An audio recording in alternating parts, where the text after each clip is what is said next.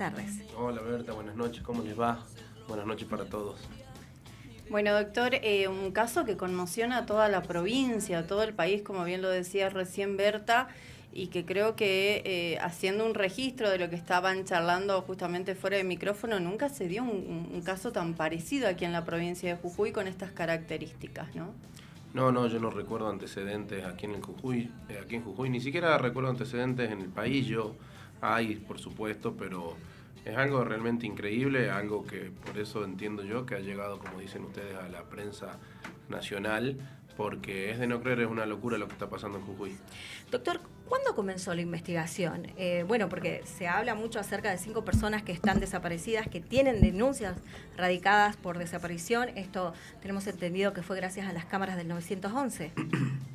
Sí, bueno, las denuncias se fueron haciendo indistintamente, son casos independientes entre sí, las denuncias por búsqueda, pero fue la semana pasada cuando pudimos determinar que se trataba de una causa para tratar acumulándolas a todas y con un factor en común, con un denominador en común que era un imputado que se había llevado, o lo veíamos por lo menos yéndose con 2 de las víctimas, que entre ellas no se conocían, entonces fue lo llamativo.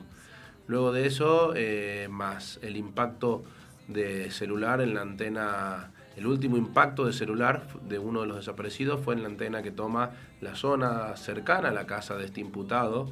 Y tuvimos, por supuesto, también la declaración del chofer de ese taxi que lleva a la última persona desaparecida, a Nachuri, junto con el dueño de casa, Matías Jurado. Con lo cual, inmediatamente iniciamos y al día siguiente estábamos allanando la casa para dar con que íbamos a encontrar ese escenario. Bueno, fue clave también el testimonio del sobrino, ¿no? Este chico de 16 años que declaró, y por lo que se pudo conocer un poquito por los medios también, y por los vecinos que también hablaban al respecto, tenía una condición de vida familiar bastante complicada, desde lo social, desde lo económico. ¿A él lo hicieron declarar a raíz de toda esta investigación? ¿Hubo un previo aviso también quizás de parte de algún familiar quisiendo alertar todo lo que estaba sucediendo? Previo aviso no hubo, sí, como bien vos decís, fue un poco de menor a mayor esta investigación en el sentido de las evidencias que dije recién fueron las que nos llevan a allanar el domicilio. Posterior a eso en el domicilio encontramos restos óseos, encontramos mucha sangre, encontramos combustible, encontramos muchas cosas llamativas. Y de ahí, bueno, sí, la pieza fundamental quizás hoy hasta aquí, por eso digo fuimos de menos a más, la declaración del menor en Gesell, que en un primer momento llevamos para preservar su integridad, pero después él decide declarar y en cámara Gesell se toma dicha declaración en la cual, bueno, sale todo lo que ya es de público conocimiento, que es lo que haría Matías Jurado los días viernes con esas víctimas. Decía, los días viernes, ¿no? Estamos hablando de 5 personas desaparecidas, también se encontraron algunas ropas que coincidían con las que vestían estas personas, el perfil, en este caso, de las potenciales víctimas también, si bien no se conocían entre sí, pero son muy comunes entre sí, personas en situación de calle con un alto grado de vulnerabilidad. Sí, tal cual como decís vos, Berta, es así. Estas víctimas entendemos que las elegía justamente por esa vulnerabilidad en la que estaban, que hacía que probablemente, como dicen, invitándolos a tomar algo y nada más, los llevaba a su casa y ahí podría lograr su cometido entre las paredes de su casa, sin despertar ninguna sospecha, sin que nadie vea, sin que nadie escuche nada, porque por lo menos se ve que los que se fueron voluntariamente, y lo que dice el menor también era que entraban voluntariamente, no forzados, entraban y compartían algunas bebidas. Bueno, después pasaba todo lo que pasaba y nadie se enteraba. Bueno, recientemente leímos, ¿no?, acerca de la declaración del doctor Lelo Sánchez diciendo de que él era consciente de sus actos. Digo, a este nivel se puede llegar, si bien es muy pronto, por la evaluación psicológica, psiquiatra que tienen que hacer los peritos, me imagino también. ¿Tiene alguna patología? ¿Se sabe que tenía previamente algún, digamos, registro con algún tipo de evento, no digo de esta magnitud, sino que alarme a la familia, a los vecinos? Justamente esa patología, o al menos el perfil de él, es lo que vamos a tratar de delinear con los psicólogos, con los profesionales, en ese sentido que se va a hacer las entrevistas. Pero como bien vos decías, el procurador ya adelantó algo que es importante para la investigación, que es que él puede ser imputable, y por eso fue que se cumplió ya ayer el primer acto en ese sentido, la declaración, la audiencia imputativa, en donde él decidió declarar, en donde se le pidió la prisión preventiva por el plazo de 4 meses. Y bueno, y de ahí empieza la investigación ante una persona que a los ojos del derecho penal es imputable. Ahora, doctor, ¿qué dijo? ¿Qué declaró? Porque, bueno, esto es nuevo, no sabíamos que había declarado. Por lo general siempre se guardan, ¿no? Para Sí. no tener ningún tipo de inconveniente, o al menos los abogados siempre les aconsejan a que no lo hagan. Sí, los imputados por consejo de su abogado o defensor en ejercicio de su defensa técnica suelen ampararse en su derecho constitucional de abstenerse de declarar sin que eso sea una presunción en su contra. En este caso, él decidió declarar, no fue tampoco muy larga la declaración, básicamente él se limitó a declararse inocente y que ninguno de los hechos que le hicieron conocer en esa audiencia podían ser atribuidos a él, que él no había sido el autor. Pero pudo justificar la pertenencia de ropa que no era de él. También tenemos entendido que se encontraron celulares, que habían restos óseos, bueno, lo decía usted, combustible, algunos tarros también decían que tenían sangre. Sí, no. Trato de dar una explicación de alguna de las cosas, pero no pudo justificar, por supuesto, haber estado con las personas que estuvo, en las cuales estuvo filmado, por qué tenía esas cosas, por qué tenía esa cantidad de celulares. Celulares que también pueden ser muy importantes para la investigación. El Departamento de Informática Forense del Ministerio Público de la Acusación ya está con la extracción y análisis de los datos, porque en la misma audiencia imputativa en la que se pidió la prisión preventiva también se pidió la confirmación de todos los secuestros que hubo y la apertura de esos celulares, la cual fue autorizada por el juez, con lo cual ya los informáticos nuestros están sacando toda esa información a ver qué puede surgir de esos teléfonos, la titularidad de los mismos, también estamos esperando y creemos que también por ese lado podemos tener alguna línea investigativa importante. ¿Se habla de un asesino serial, esto en potencial, o de un asesino múltiple? Porque si bien muchas de estas personas que bueno, se perdieron, están siendo buscadas todavía por estas condiciones en las que se conoció toda esta información, compartían el hecho de que eran vulnerables, pero no quizás todas estaban en situación de calle, ¿no? Sino como que estaban extraviadas. Eso se va a tratar de averiguar, ya se puede llegar a tener un perfil con respecto a esta situación. Sí, bueno, en la generalidad de los casos, como bien vos decís, había algunas excepciones, había una persona que vivía con su familia y que simplemente tenía algunos episodios esquizofrénicos, lo cual hacía que a veces se vaya por alguno de esos lugares. Entendemos que ese es el modus operandi que le facilitaba a él hacer todo esto, pero por supuesto que sí, seguimos con la investigación. Entendemos, no hay nada que indique que se conocían entre sí, pero bueno, estamos a menos de una semana desde que determinamos que podía ser esta persona y con muchas líneas investigativas. Los celulares, como dije recién, las excavaciones que hay que hacer, nuevos rastrillajes, nuevas personas que pueden declarar. El menor que declaró en Cámara Gesell, el que estaba muy consternado y que eran las primeras horas, con lo cual en un momento dijo ya no quiero declarar más, me quiero ir a mi casa, pero que seguramente vamos a poder ampliar el resultado del laboratorio de lo que son los restos óseos. Es decir, hay muchísimo por seguir investigando y seguir avanzando en esta investigación penal preparatoria. ¿Se encontraron más restos óseos fuera del domicilio del individuo? Porque se hablaba también que en un descampado donde había un basural clandestino se habían encontrado algunas bolsas con restos. ¿Se puede determinar si realmente son restos de personas o esto no es así? Todavía no se determinó si los restos óseos son humanos, ni los que estaban adentro, ni los que, como bien vos decís, es cierta esa información, se habían encontrado en este lugar a donde tiraba basura a los vecinos afuera. Nosotros no solamente hicimos la inspección ocular en su casa, donde consideramos que es la escena primaria, sino que también a los alrededores y en dicho lugar en donde tira basura sí es cierto que encontramos restos óseos también, que estamos para determinar en el laboratorio si se trataría, primero si se trata de restos óseos humanos, posterior a eso si de alguno de ellos se puede extraer ADN. En el caso de que eso sea positivo, empezar a cotejarlo con los ADN de los familiares de las personas. ¿Cuánto puede tardar este examen de ADN para, bueno, saber fehacientemente la identidad y bueno, esto es lo que decía usted, ¿no? Si son restos óseos humanos. Sí, bueno, tratamos de no ponernos fechas porque paralelamente estamos trabajando con un equipo 100% abocado a esto, 24 horas del día, y va paralelamente, pero hay cuestiones como esas que por ahí sí llevan su tiempo. Si hay que hablar un tiempo estimado, yo podría decir quizás 10 días a partir de este momento, siendo que ya tenemos la confirmación de los secuestros y ya tenemos esos restos en el laboratorio, quizás unos días antes, quizás unos días después. No queremos apresurarnos porque tampoco es fácil y probablemente empezamos con la evaluación de los restos y la gran primera parte o durante los primeros días da negativo. Tenemos que esperar cuál puede ser, por eso también seguimos con la recolección, rastrillaje y vamos a hacer esta excavación porque mientras más restos tengamos, más probabilidades de éxito. Doctor, hablabas recién de la declaración del menor, ¿no? ¿En algún momento el menor manifestó el tiempo en el cual ya viene realizando este tipo de cosas, Matías Jurado? Bueno, esta es una de las cosas que pretendemos aclarar y precisar un poquito mejor, siendo, como ya dije, que el menor declaró y estaba en un estado de shock, por supuesto, sí, y no pudimos de repente precisar mucho más en cuanto al tiempo, a la data, en ese sentido.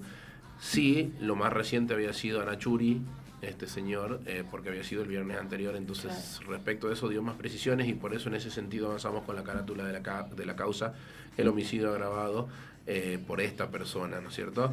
Pero sí entendemos que si él está en condiciones de hablar, luego de que nos lo digan los profesionales aptos para decirlo, vamos a tratar de ampliar esa cámara GESEL y probablemente sí tener mucho más datos. ¿Dónde se encuentra el menor en estos momentos?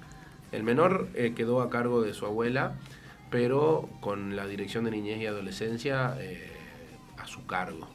La Dirección de Niñez y Adolescencia, que está haciendo toda la contención y bueno, que iba a evaluar si estaba bien en ese lugar, si habría que llevarlo a otro lugar o las cuestiones que ellos consideren pertinentes para la preservación justamente de este niño. ¿Él vivía con su tío, vivía ahí en el lugar, en esa casa, o era un visitante frecuente? Él vivía en esa casa, es algo llamativo porque en realidad es como que se dice que muchas personas iban y venían de esa casa. Tenemos que ellos eran los dos ocupantes fijos, por decirlo de alguna manera, habituales de ese lugar. Ahí vivía Matías Jurado y ahí vivía su sobrino. Un tiempo antes había estado viviendo el abuelo del menor, que ya tiempo ¿Padre atrás, de Matías? ¿O? No es el padre de Matías, es el padre de la mamá de ese menor, que es hermana, media hermana en realidad de Matías. Entonces por eso es que no hay parentesco, o podría decirse que él es el padrastro, digamos, de Matías. No había un parentesco de sangre entre ellos dos. Él era el padre de su hermana, el señor este. Él se había ido hace un tiempo atrás, ya de ese domicilio, estaba en situación de calle, tenía fuerte grado de adicciones y hace unos días pudimos dar con su paradero.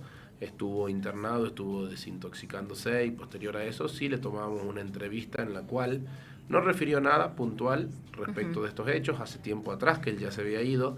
Sí, lo que el padre. Dijo, claro, el abuelo del menor. Padrastro, digamos, el padre. Matías. Claro, sí, no es el padre Matías, sí. Sí no pudo determinar nada respecto de esto. Como digo, hace mucho tiempo atrás ya se había ido, pero sí lo que refirió es que Matías era muy violento con él, que siempre lo agredía y que esa era la razón por la cual él ya hace tiempo se había ido. También agredía al menor, porque algunos vecinos decían que se escapaba literalmente por la pared cada vez que tenía estos episodios violentos. Bueno, nosotros no tenemos todavía ese registro. El menor, lo poquito que habló en la GESEL, fue lo que ya más o menos se conoce y no dio más precisiones, como dije antes, de los hechos puntuales que investigamos, como tampoco de hechos referidos a él.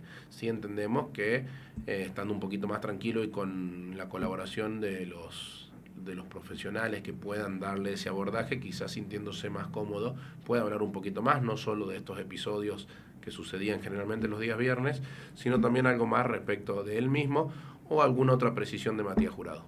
¿De la madre se sabe algo? La madre estaba en estado también de calle, en situación de calle por adicciones. Hace tiempo atrás se había ido de esa casa, hace ya mucho tiempo atrás, con lo cual ese menor estaba solamente a cargo de Jurado. Ahora, también se habló mucho acerca de los antecedentes que tiene Jurado. Hay algunas voces que darían cuenta que habría participado de un homicidio en el año 2017. ¿Esto es verdad o no? Porque la información que teníamos era que estuvo, sí, cumpliendo condena, pero por robo, por otros hechos. Sí, eso es así. En realidad hay el error en la comunicación que puede haber existido. Es porque nosotros, cuando se nos consulta cuáles son los antecedentes, las condenas que tiene, hablamos del registro oficial. El registro oficial nos brinda la información de que Matías Jurado estuvo privado de la libertad por condenas de delito contra la propiedad. ¿Dónde digo que puede estar el error en la comunicación? Salió la madre de una víctima, en los medios, para referir que en realidad ya había estado preso por homicidio, por el homicidio de su hijo. Lo cual es cierto porque estuvo privado de la libertad, pero preventivamente por un homicidio cuando era menor de edad. Pero él salió sobreseído en esa causa. Ajá. Por eso es que cuando a mí se me pregunta si hay condenas respecto de en contra de la integridad de la vida de las personas, no las hay. Es siempre, las 3 condenas que tuvo y cumplió son de delitos contra la propiedad. Uh-huh. Este homicidio que habría sucedido en el año 2003, él fue uno de los imputados, hubieron varios imputados, estuvo privado de su libertad mientras se investigaba esto, pero posteriormente fue sobreseído en esa causa. Bien, claro. No participó, entonces solamente los antecedentes que tiene es por delitos contra la propiedad, o sea, por robo. Exactamente. Y ya cumplió las condenas. Violentos, alguna amenaza con arma, alguna de esas cuestiones, pero no por homicidios. Ya cumplió la condena, así como bien decís. Bueno, recientemente también estábamos compartiendo imágenes, ¿no? de diferentes fotos que se observan ahí del domicilio de Matías Jurado. Y en algunas fotos que estuvimos viendo recientemente había manchas, ¿sí? En una pared. Y bueno, muchos se preguntan si ahí es donde se quemaban adentro del domicilio quizás los cuerpos. También vimos que había como una marca de una silueta en la tierra, ¿no? Que aparentemente podría llegar a ser donde él terminaba de digamos, sus hechos. En realidad, de quemar, se habla de que también descuartizaba los mismos cuerpos, que llevaba... O sea, ¿qué hay de cierto con respecto a todas estas versiones? Porque se hablan de muchas cosas, ¿no? Sí, bueno, la versión del menor sí es lo que vos decís, actuaba de esa manera, descuartizando y posteriormente quemando los cuerpos. En los lugares, respecto de dónde puede haber ultimado a cada una de esas personas, puede haber sido en cualquier lugar, no se sabe, pero había sangre por todos lados. Sangre vieja, bueno, entonces podría haber sido por cualquier lado. Muchas manchas de sangre, mucha recolección de sangre tuvimos en las ropas de él, en las zapatillas había sangre. Ahora, respecto de dónde es que los quemaba, sí era, entendemos, en ese patio. Hay una pared, como bien vos decís, de bloque que la gente de criminalística del Ministerio Público advirtió que estaba pintada recientemente, con lo cual procedimos a la extracción de alguno de esos bloques y sí, adentro se veía como restos de combustión o de hollín, o sea que entendemos que ahí sí se podría algo se quemaba. Haber quemado algo, como también encontramos algunas sierras, por ejemplo, adentro de esos bloques. Por supuesto que también estamos trabajando con sacar esa pared y poder ver qué se encuentra detrás de ello, pero sí entendemos que actuaba dentro de esa casa en diferentes ambientes y cuando lo quemaba lo hacía en el patio. Los vecinos también en ese sentido han declarado de que los fines de semana generalmente veían que él prendía fuego, que de dicha fogata se despedía un olor extraño, que ellos siempre pensaron que quemaba basura, entonces no le dieron mayor importancia, pero sí hablan de prender fuego seguido con un olor que salía particular. Ahora, ¿cuáles son las hipótesis que está llevando adelante el Ministerio Público de la acusación con respecto a cuál era el procedimiento que efectuaba supuestamente con sus víctimas? Porque algunos vecinos decían que no habían escuchado a nadie pedir auxilio y otros vecinos que decían que sí escuchaban gritos. Cada vecino obviamente habla de acuerdo a la experiencia vivida, ¿no? Sobre eso, ¿se pudo determinar?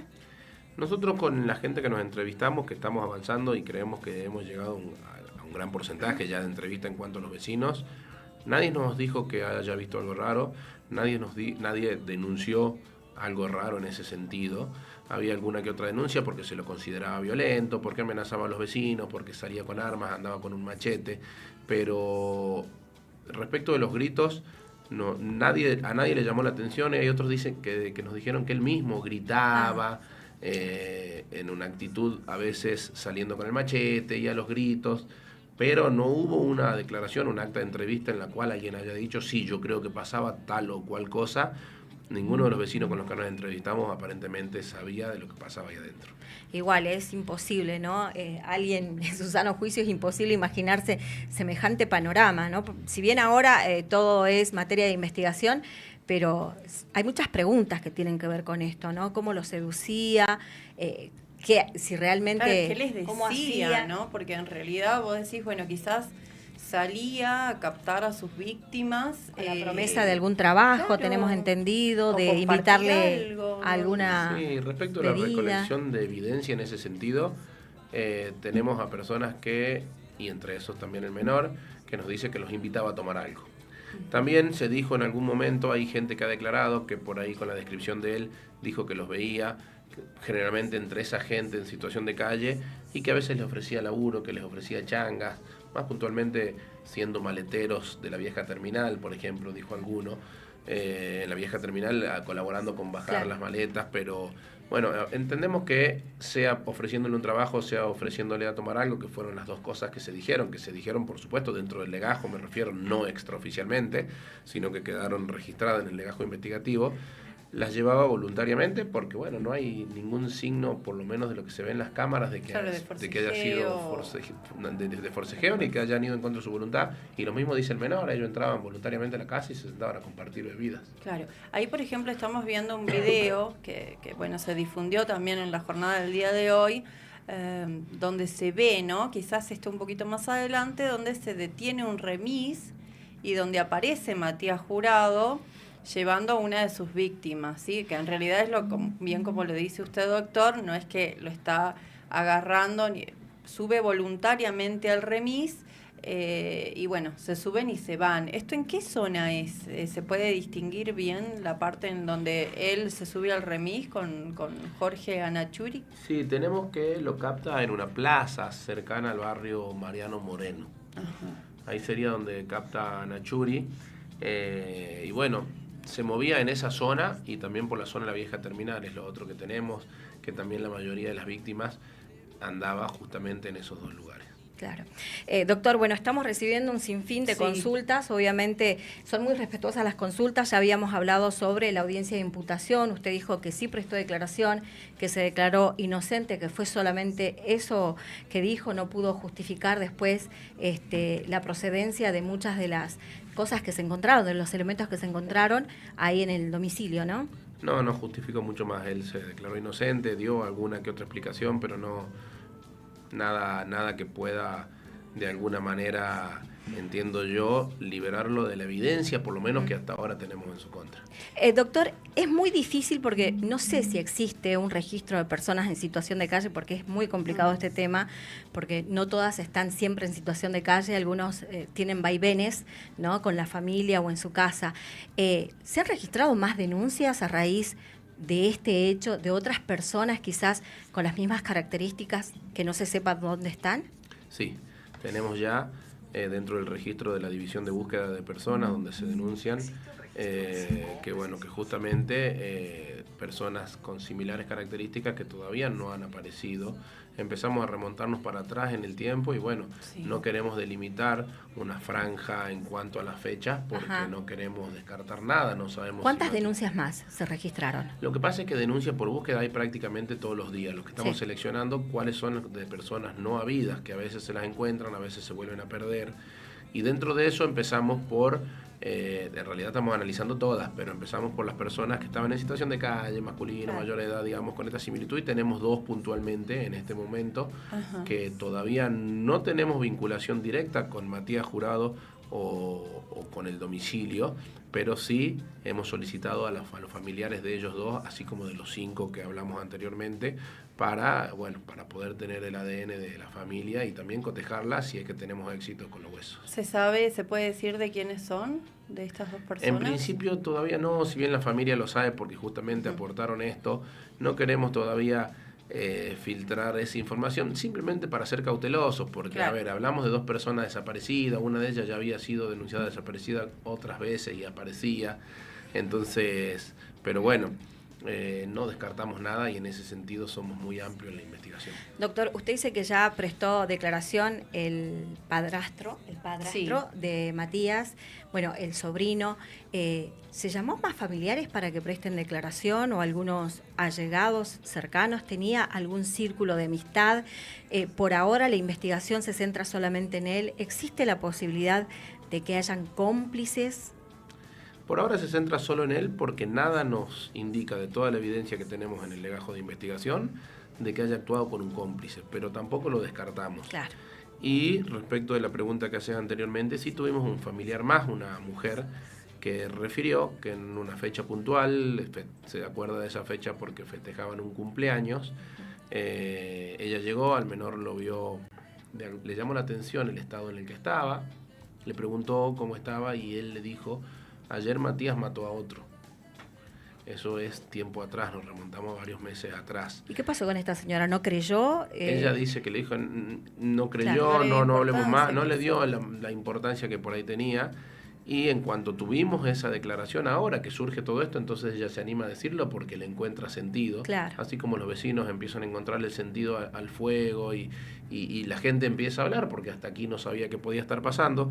Ella nos dijo eso y nos remontamos a la búsqueda con la fecha puntual en la que ella dice que le había su sobrino dicho esto, y días antes tenemos la desaparición de un masculino con las mismas características de las que hablamos anteriormente y que hasta esta fecha no ha sido habido. ¿En qué mes sería? Eso es en el mes de enero. Enero. Estamos hablando de que podría haber llegado a pasar este tipo de cuestiones o asesinatos ya desde enero. Desde mucho tiempo atrás y por eso no sabemos cuántas pueden ser las víctimas, por eso también las excavaciones que queremos hacer, porque el menor en algún momento en la cámara Gesell dijo que si bien él quemaba y sacaba en bolsa de residuos, también dijo, pero también si hacen excavaciones en tal o en cual lugar del patio pueden encontrar algo. O sea, entendemos que aparentemente quizás antes los enterraba y posteriormente quizás cambia y saca en bolsa de residuos. Claro. Bueno, eso basado en los dichos del menor, por supuesto, pero sí entendemos que puede haber más víctimas. Pero y no estamos hablando puntuales, claro, perdón, Berta, sí. de dónde podría llegar a encontrarse quizás más restos óseos o algunas pistas, ¿no? Importantes. Sí, él dijo si excavan en tal parte del montículo, del patio, puntualmente, cosa que no hicimos aún porque, como dije antes, queremos hacerlo con los expertos y personal, por los expertos, y que sea personal idóneo el que pueda hacerlo sin, en medio de las excavaciones, quizás romper o contaminar alguna de la evidencia. Doctor, usted decía que hay una fecha precisa que esta familiar habría referido, que el sobrino le contó que habría matado a otra persona. ¿Esto fue en enero, dijo? El día 19 de enero Ajá. es el día del cumpleaños de uno de ellos, en el cual en una reunión familiar él le dice, ayer Matías mató a otro. Es impreciso determinar de cuándo estaría operando, ¿no? Claro, es información y más si que dijo otro, claro, entonces da de entender de que ¿hace cuánto que vive también él ahí en Alto Comedero? Porque también las circunstancias y las características del lugar, de su casa, con la medianera, a puertas cerradas, o sea, tenía, también, ¿no? todas las condiciones para poder llevar adelante este tipo de actividad o de ilícito. Pero ¿hace cuánto que vivía ahí él aproximadamente? Él vive ahí desde que salió del penal, desde que cumplió condena hace varios años atrás. Es la casa de la familia que, como dije, iban, venían. En algún momento la madre del menor por ejemplo, que es hermana de Matías, también vivía ahí con otra hermana. Y fueron, iban, venían, claro, están en situación de calle, en adicciones, entonces por eso se hace un poco confuso. Pero sí. ¿Pero hace cuánto que vive solo o con el sobrino? Que ya ahí. Matías está ahí. Y de los últimos años vivían los tres. Abuelo del menor, el menor y Matías. El abuelo se va hace tiempo atrás y quedan ellos dos, pero sí, jurado y el imputado estaba hace varios años en esa casa. ¿Varios años? ¿Podemos aventurarnos a decir 5 años quizás? 4 años, si no me equivoco, desde que cumplió la última condena. No tengo el dato preciso, pero creo que alrededor de 4 o 5 años. ¿Y a qué se dedicaba Matías? Porque cómo se sustentaba, ¿no? Digo, de alguna manera tenía que hacer algún tipo de trabajo. Sí, él tiene conocimientos, por lo que él mismo dijo, de albañilería, y a eso se dedicaba sin tener un trabajo estable. Es decir, iba saliendo algún trabajo en ese sentido y él lo hacía, pero también refirió haber hecho otras cosas para ganarse la vida. Se buscaba la vida, por decirlo de alguna manera, sin tener algo estable. ¿Y este último tiempo tienen por ahí conocimiento de que haya estado trabajando en algún lugar como para también sacar más información, quizás con compañeros? No en un lugar estable, no en un lugar preciso, no para tener compañeros que puedan darnos horarios o conductas. Se rebuscaba la vida en el día a día. Era un solitario. Sí. Era un solitario que no compartía ningún tipo de círculo social. Hasta donde tenemos conocimiento, no. Ni siquiera conocemos de amigos que haya tenido. Por supuesto, es algo que ese contexto en encuestas ambientales, en el lugar, vamos a empezar a precisar un poquito más. Pero hasta este momento, recién iniciando la investigación, pareciera ser, como decís bien vos, un solitario. Doctor, nos decían 10 días aproximadamente se pueden llegar a tener más pistas, ¿no? Más datos certeros de esta, digamos, de cotejar los ADN que se encontraron hasta el momento con quizás los familiares de las personas desaparecidas, y posteriormente cómo seguiría la investigación. Sí, bueno, los 10 días es una especulación mía, no soy persona idónea tampoco para poder hablar de esa materia de genética forense y demás. Es lo que entendemos que puede ser, probablemente después la médica nos diga lo tuve antes o nos demoramos por esta razón. Pero después en la investigación, bueno, lo que anteriormente dije respecto a las líneas investigativas, los teléfonos y lo que arroje, las testimoniales que vamos a seguir, una ampliación de cámara GS del menor, las excavaciones. ¿Hay alguna fecha o va a disponer, digamos, servicio social para saber cuándo puede volver a hablar el menor? No, eso va a depender de nosotros. El día jueves él tiene lo que se llama el ITP, el informe técnico psicológico, vamos a ir viendo cómo está, y siempre previo a la declaración en cámara GS se hace una entrevista previa en la cual un profesional, un licenciado, nos dice si el nene está apto o no para prestar declaración, no solo para si lo puede hacer en ese momento, sino también si puede ser perjudicial para él, de repente revivir. Entonces se preserva en ese sentido, por supuesto, antes al menor que a lo que es la investigación y a su salud física y mental. Entonces, cuando él esté apto para declarar, según nos digan los profesionales de la salud adecuado, es cuando intentaremos de nuevo ver si puede declarar en cámara GS. Ahora, la pregunta también es, ¿qué pasó con los papás de este menor, no? Porque él no vivía con sus papás. Usted dijo que también tenían una situación muy complicada de consumo problemático de sustancias y demás, tanto el padre como la madre. Que de hecho la madre sí vivía, como te decía ahí, había vivido hace un tiempo. Una de las versiones no la tenemos confirmada, seguimos buscando información en ese sentido, pero una de las versiones es que la madre se había ido de esa casa justamente cuando Matías sale del penal, porque aparentemente era muy violento también con las mujeres. Entonces que ella y que otra hermana de ella, en el momento que él sale del penal y vuelve a esa casa, es que ellas deciden irse. Lo que sí sabemos... Y el abuelo también lo hizo por la misma situación. El abuelo también, y lo que sí sabemos, tenemos confirmado, es que la madre estaba también con adicciones y por épocas en situación de calle. Ahora, ante este contexto de tanta violencia, ¿ninguno de los familiares radicaron alguna denuncia? Bueno, tiene muchas denuncias en su contra y por eso también las 3 condenas. Las 3 condenas no son por 3 hechos puntuales, sino por acumulación. Y si bien los delitos más graves son los delitos contra la propiedad, él dentro de esos delitos contra la propiedad, como más grave que tiene, se le acumulaban hechos como daños, amenazas, incluso amenaza con armas, lesiones, o sea, tiene muchísimas denuncias de las cuales... ¿De los vecinos también? Tiene denuncias de los vecinos, de su propia familia y de otra gente que ha sido víctima de delitos por parte de él.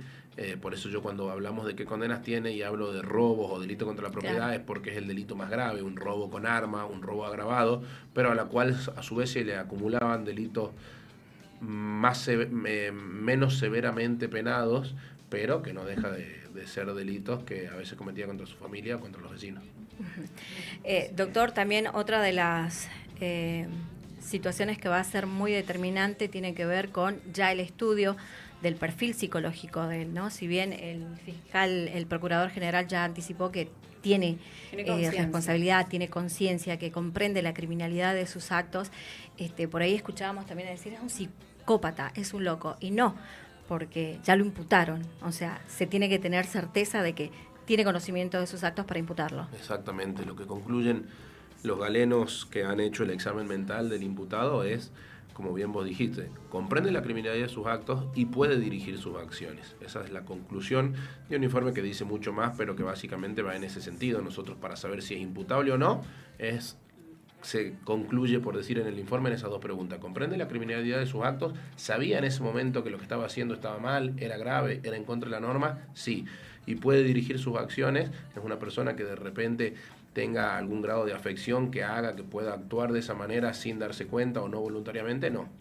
Comprende la criminalidad de sus actos, puede dirigir sus acciones, significa que es imputable. Ahora, doctor, seguramente va a haber otra audiencia donde se le tome nuevamente declaración a Matías Jurado, ¿no? Y el imputado, él, como cualquier imputado, puede decidir declarar las veces que considere conveniente. Estará también en la estrategia defensiva, si es que lo hacen declarar o no de nuevo. Audiencias en este sistema acusatorio adversarial que tenemos, bueno, todo es en audiencias, entonces sea lo que sea que se vaya a plantear, siendo una persona privada de la libertad, se plantea en esas audiencias ante el juez de manera oral, tanto la Fiscalía como la Defensa, en el contradictorio que existe para que después el juez resuelva.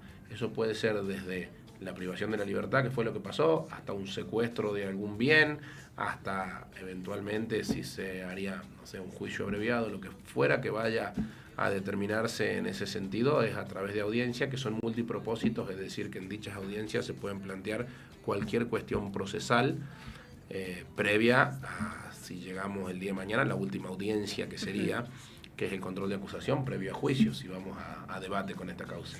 Bueno, un medio nacional lanzaba esta hipótesis muy descabellada, pero bueno, en el marco de las especulaciones todo se puede dar, doctor, y hablaban de canibalismo. No se puede comprobar ahora eso porque no hay ninguna declaración que dé cuenta que practicaba este tipo de actividad. No, no se puede. Yo he escuchado hablar de canibalismo, he escuchado hablar de que torturaba a las víctimas, algo que no podemos saberlo porque ni siquiera tenemos el cuerpo de una persona sin vida, no tenemos ni siquiera la causa de muerte, no podemos determinar esas cuestiones que son puntuales para investigar un homicidio, hacer una autopsia, nada de eso se pudo hacer. Con lo cual, canibalismo, torturas y muchas otras cosas que sé que se dijeron no están en la hipótesis investigativa y de ninguna manera nosotros podemos validar esa información. Bueno, lo único confirmado hasta ahora es la declaración del sobrino. La declaración es de dos sobrinos, de una tía, del remisero. ¿El otro sobrino también dijo lo mismo? ¿Sabía de esto? El otro chiquito lo que dijo es que su primo, el menor de edad, porque al menor de edad le preguntamos si por qué no había dicho nada y demás, entonces él dice, sí, yo una vez le comenté a mi primo. ¿Él qué edad tiene? Tiene 18 años. Claro. Al ser mayor de edad podía declarar en la fiscalía, le tomamos la declaración y él dice, sí, a mí mi primo me decía que estas cosas sucedían, yo en un primer momento no le creía, me quise sacar la duda, fui un viernes donde supuestamente pasaba y vi un escenario con mucha sangre, en la cual cuando entramos a la casa vimos mucha sangre, salió Matías de la pieza y me dijo, si querés ver, vení a ver, o si querés ver gente muerta o una cosa así. Él se asustó y salió corriendo, eso declaró el primo de 18 años. El primo de 18 años, sí, de este menor primo de este menor de 16. Y bueno, y la otra tía que les digo que en esta fecha 19 de enero dice que él le había dicho, ayer Matías mató a otro, entonces tenemos tres testimonios que son contundentes, más el del remisero que dice que lo dejó ese día ahí, al último desaparecido, más las cámaras de seguridad que nos muestran que suben, más toda la evidencia que fuimos diciendo, ¿no? El impacto de celular de uno de los desaparecidos, el hallazgo de ropa de alguno de los otros desaparecidos, más todo lo que se vio, sangre. Claro. Perdón, doctor, la ropa de Jorge Anachuri, ¿se encontró en el domicilio de Matías Jurado? Se encontró algo que todavía estamos determinando si es parte de la ropa de él, sí se encontró también una gorra de otro de los desaparecidos, un buzo, o sea, encontramos muchas cosas y dentro de las cuales cuando hacemos el cotejo o comparación con las imágenes de cuando fue visto por última vez, entendemos que son las mismas, estamos también haciendo, para tener más certeza en ese sentido, algunos análisis y tenemos toda la ropa también para ser peritada. Perfecto. Bueno. Claro, tremendo, o sea, tremendo porque no teníamos conocimiento acerca de más declaraciones con estas características y con esta firmeza, porque ya le dice, sí, fue este sobrino de 18 años un viernes para constatar qué pasaba ahí en el lugar y lo invitó prácticamente a pasar para... que describió como sangre por todos lados y no dijo puntualmente vi a una persona, pero veía sangre por todos lados, él estaba en la habitación. Y Matías le dijo, ahí está matando a alguien, perdón, no Matías, el sobrinito está matando a alguien y él fue entrando a la casa viendo todo ese escenario y de repente salió Matías de la habitación, le ofreció ver eso y él ahí dice, yo me asusté y salí corriendo. Claro, y a partir de ahí no volvió más seguramente al domicilio. A partir de ahí no volvió más. Matías mismo dice, el menor dice que a Matías le tenía mucho miedo, siempre habló del temor que le tenía, que los viernes cuando eso pasaba él solía irse porque ya sabía cómo iba a terminar.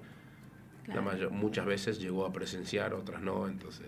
Pero lo lamentable es que, bueno, se dejó también al otro menor, ¿no? Al de 16 años, sin amparo, sin contención, sí, y bueno, sí, por no poder el pobre en su estado, y evidentemente había alertas de que quería contarlo, porque a dos personas ya tenemos esos dos familiares que se lo había dicho, bueno, lamentablemente no era un pedido de auxilio prácticamente, ¿no? Pero bueno, ¿quién iba a pensar que semejante acto se estaba cometiendo ahí? Sí, nunca nos hubiéramos imaginado, creo que ninguno de los jujeños estar pensando de que en esta provincia estaba pasando lo que estamos creyendo que pasaba, lo que la evidencia de esta investigación nos indica que estaba pasando. Me quedo, la verdad, que más consternada todavía por todo lo que contó, pero bueno, la verdad. Pero que también deja, ¿no?, una reflexión que los mayores tienen que tener en cuenta lo que dicen los chicos y no pensar que es producto de la imaginación o no llevarles el apunte, como se dice coloquialmente. Tenemos que encender una alerta ante estas situaciones, sobre todo teniendo en cuenta que toda la familia sabía que era un hombre violento. Que era un hombre violento, sí. Bueno, los vecinos y todos, ¿no? Así que bueno.